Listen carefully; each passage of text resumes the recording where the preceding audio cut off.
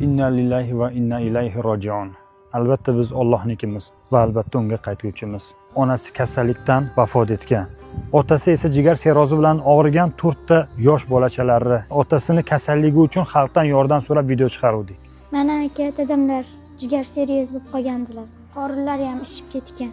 Akamizda 4 ta voyaga yetmagan farzandlari bor. Eng kattasi 5-sinf. To'rtdan orasida farzandim bor.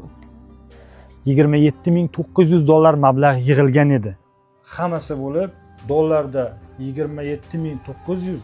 Biz sizlar bilan birgalikda 3 kunning ichida akamizning operatsiyasi uchun yetadigan mablag'ni yig'dik. Kecha ularning holatini, vaziyatini o'rganish uchun uylariga boruvdik.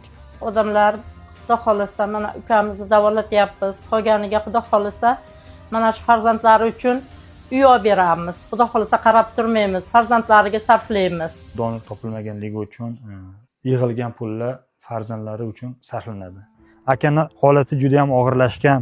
Operatsiyani esa iloji bo'lmagani uchun xonqizdan bo'lgan akamizga operatsiyalardan $1000 ehson qilishgan edi va o'zlaridan ham ehson qilishgan edi, sog'ayib ketsin deb.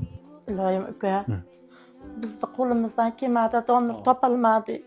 Ukamni ham duo qilinglar. Singiz yaxshi bo'lib qolsin. Bugun esa ertalab akamiz qazo qildilar. Akamizni qabriga qo'ydik. Biz sizlar bilan birgalikda operatsiya uchun yetarli mablag'ni yig'dik, lekin donor qarindoshidan chiqmaganligi uchun operatsiya qildirishi iloji bo'lmadi. Xonqizdan bo'lgan Firuza opamizning ham ahvoli juda ham og'ir.